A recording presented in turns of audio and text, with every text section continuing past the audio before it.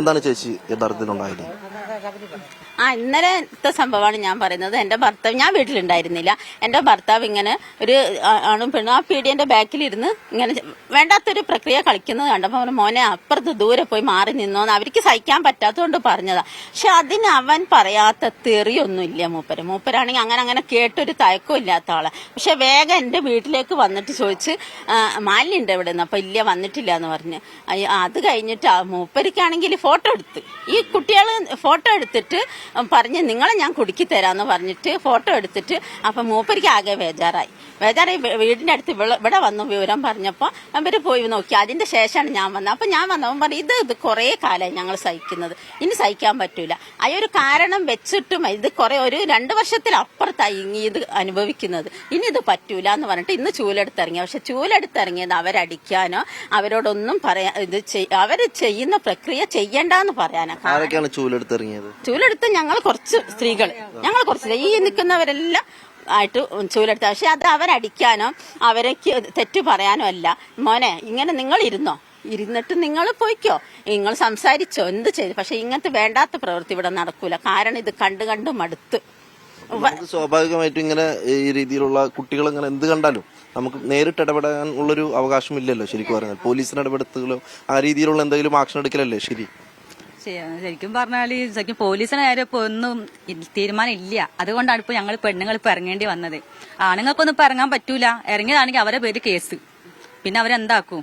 ഇപ്പൊ ഒരാൾ ഈ ഇടയിൽ ഒന്ന് പ്രതികരിച്ചതിന് 3000 രൂപ പേ കൊടുത്തോളാം. പിന്നെ എങ്ങനെ നമ്മുടെ ഈ ആണുങ്ങളെല്ലാം പോയി ഇതാക്കൂ, പ്രതികരിക്കാൻ പറ്റൂ? അപ്പൊ ഞങ്ങളോട് കുറച്ച് പെണ്ണുങ്ങൾ മാത്രം പ്രതികരിച്ചു. അപ്പൊ ഞങ്ങൾ ഇറങ്ങി. നേരത്തെ ഈ രീതിയിലുള്ള സമാന രീതിയിലുള്ള സംഭവങ്ങൾ ഈ പ്രദേശത്തുണ്ടായിട്ടുണ്ടോ? ഒരുപാടുണ്ടായിട്ടുണ്ട്. സമാന രീതി എന്ന് പറഞ്ഞാൽ ഇവിടെ നടക്കുന്നത് കഞ്ചാവ് ഉണ്ട്, ബ്രൗൺ ഷുഗർ ഉണ്ട്, MDM ഉണ്ട്. ഇതൊക്കെ ആയിട്ട് ഈ കുട്ടികൾ ഇവിടെ വന്നിട്ട് ഈ അല്ലാതെ നമ്മളെ പോലെയുള്ള ആളുകളെ മുന്നിലൊക്കെ ഇങ്ങനെ ചെയ്യാൻ പറ്റും? അത്രയും വൃത്തിയുടെ കുട്ടികൾ കാണിക്കുന്നത്. നമുക്ക് തന്നെ സങ്കടം വരും. അയ്യോ, നമ്മളെ കുട്ടികളെ പോലെയുള്ള കുട്ടികളാണല്ലോ എന്നുള്ള വിഷമം കൊണ്ടാണ് ഞങ്ങൾ ഇറങ്ങുന്നത്. എന്താ വെച്ചാൽ നമുക്ക് നമ്മളെ പോലെ ഈ ഇവിടെ വളർന്ന കുട്ടികൾക്ക് അവിടെ പോയി കളിക്കാൻ പറ്റണില്ല. ഇതൊക്കെ കണ്ടിട്ട് എങ്ങനെ കുട്ടികൾ തിരിച്ചു വരിക ചെയ്യുന്നത്? ചേച്ചി ശ്രദ്ധിക്കേണ്ട ഒരു പ്രധാന കാര്യം എന്ന് പറയുന്നത് എന്ത് തന്നെ ആയാലും നമ്മൾ എന്ത് തന്നെ കണ്ടാലും നമ്മൾ നേരിട്ട് ഇടപെടാനുള്ള ഒരു നിയമ സംവിധാനം രാജ്യത്തില്ല. അതുകൊണ്ട് തന്നെ പോലീസിനെ അറിയിക്കുകയോ ആ രീതിയിൽ എന്തെങ്കിലും നടപടി സ്വീകരിക്കാൻ വേണ്ടിയുള്ള ശ്രമമാണ് നടത്തേണ്ടത്. പോലീസിനെ അറിയിച്ചിട്ടുണ്ട്. ഞങ്ങൾ ഇങ്ങനെ ഇറങ്ങുന്നുണ്ട് എന്ന് പറഞ്ഞ് ഞങ്ങൾ പോലീസിനെ അറിയിച്ചിട്ടുണ്ട്. പിന്നെ നിങ്ങളൊക്കെ പറയണ്ടല്ലോ ഇത് ചെയ്യാൻ പാടില്ല. എന്നാ അതാ ഞാൻ പറയുന്നത്, എന്നാ എല്ലാരും ഇറങ്ങും ഇങ്ങനെ.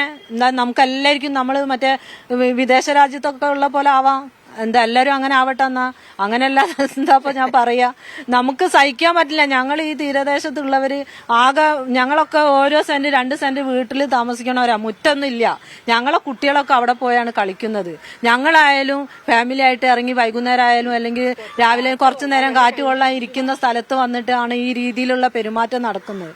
അപ്പൊ നമ്മൾ അതിന് പ്രതികരിക്കുന്നതാണ്. കണ്ടാൽ മനസ്സിലായി, ഈ ഒരു ഏരിയ മാത്രമേ ഒഴിഞ്ഞ പറമ്പായിട്ടുള്ളൂ. ബാക്കി അവിടുന്ന് അങ്ങോട്ടും വീടാണ്, ഇവിടുന്ന് അങ്ങോട്ടും വീടാണ്. ഞങ്ങളൊക്കെ കൂട്ടുകുടുംബമായിട്ടാണ് താമസിക്കുന്നത്. ഞങ്ങൾക്കൊക്കെ അവിടെ വളച്ചു കെട്ടി വീടെടുത്തൂടെ? ഞങ്ങൾ എടുക്കാത്ത കാരണം എന്താന്ന് വെച്ചാൽ ഇതാണ്, നമ്മളുടെ കടപ്പുറം നമ്മൾ സംരക്ഷിക്കേണ്ടതാണ്. നമുക്ക് ഒരു നേരം വൈകുന്നേരം പണി കഴിഞ്ഞ് വന്നാൽ പോയി ഇരിക്കാൻ ഇത്തിരി കാറ്റ് കൊള്ളാനും വേണ്ടിയിട്ട് അവിടെ ഇങ്ങനത്തെ ഈ പ്രക്രിയ നടത്തിയാൽ ഇതുവരെ സഹിച്ചു, ഇനി അത് സഹിക്കാൻ തയ്യാറില്ല. പണ്ട് കാലത്ത് ഞങ്ങളൊക്കെ കുട്ടിയാണ് കാലത്ത് എല്ലാവരും പോയി കുറ്റിയടിച്ചതാ വീടുണ്ടാക്കാൻ വേണ്ടി. പിന്നെ നമ്മൾ വിചാരിച്ചു വേണ്ട, നമ്മളെ കടപ്പുറം നമുക്ക് കുട്ടികൾക്ക് കളിക്കാനുള്ള ഒരു കടപ്പുറയൊക്കെയാണ്, അത് സംരക്ഷിച്ചു കൊണ്ട് നടക്കുന്നതാണ്. നമുക്കെന്ന് പറഞ്ഞാൽ കുട്ടികൾ വന്നോട്ടെ, അവർ കളിച്ചിരുന്ന് പോയിക്കോട്ടെ. അവർ വൃത്തികെട്ട കളിയല്ല ഇവിടെ കാണിക്കുന്നത്.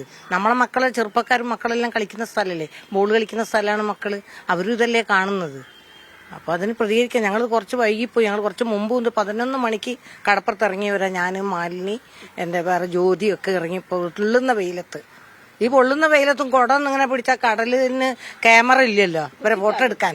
കുറ്റിക്കാടൊക്കെ ഞങ്ങൾ നിന്നിട്ട് അവിടുന്ന് കഴിഞ്ഞ വർഷം എല്ലാം കൊത്തി നിരപ്പാക്കിയതാ. അതിന്റെ ഉള്ളിലെല്ലാം വന്ന് കഞ്ചാവ് പല സാധനങ്ങളൊക്കെ വലിക്കില്ലേ. വിളിക്കുമ്പോ മീഡിയക്കാരായാലും ആരും ഇത് സരോവരത്തുള്ള പോലെ ആണോ ചേച്ചി എന്നാ ചോദിക്കുന്നത്. ഞങ്ങൾക്കറിയില്ല ഈ സരോവരം എന്താണ്, അവിടെ എന്താ നടക്കണമെന്ന് എന്താന്ന് മനസ്സിലായില്ല. ഇപ്പോഴാണ് ഇങ്ങനെയാണ് അവസ്ഥ. കണ്ടപ്പോഴാണ് ഞങ്ങക്ക് മനസ്സിലാവണം ഇതാണ് സരോവരം എന്ന്, ഇങ്ങനെയാണ് സരോവരത്ത് നടക്കുന്നതെന്ന്.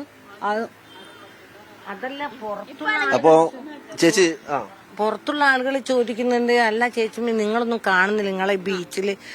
ഞാൻ മലപ്പുറത്തുള്ളൊരു ആക്രി കച്ചവടക്കാരൻ വന്നപ്പോൾ എന്നോട് പറഞ്ഞതാ, ചേച്ചി ഈ ബീച്ചിലൊക്കെ എന്താ നടക്കുന്നത്, കാണാൻ പറ്റണ നിങ്ങൾ കുറച്ച് പെണ്ണുങ്ങൾ ഇറങ്ങുന്ന പറഞ്ഞ. ഞാൻ പറയുമ്പോൾ ഞങ്ങളത് നോക്കിയത്, അപ്പൊ കുറച്ച് താമസമായി. പിന്നെ ഒരാളെ വിളിക്കുമ്പോൾ ഒരാൾ എത്തിപ്പെടില്ല, അതുകൊണ്ടാണ് ഇനി ഞങ്ങൾ വിടൂല, ഞങ്ങൾ ഇറങ്ങും ഇവിടെ.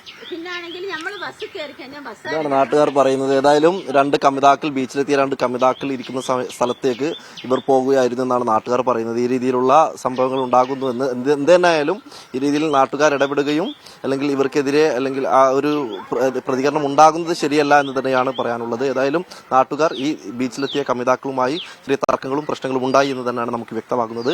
ക്യാമറമാൻ ജയ്സൽ ബാബുവിനൊപ്പം സലാം മുഹമ്മദ്, മീഡിയ 1 കോഴിക്കോട്.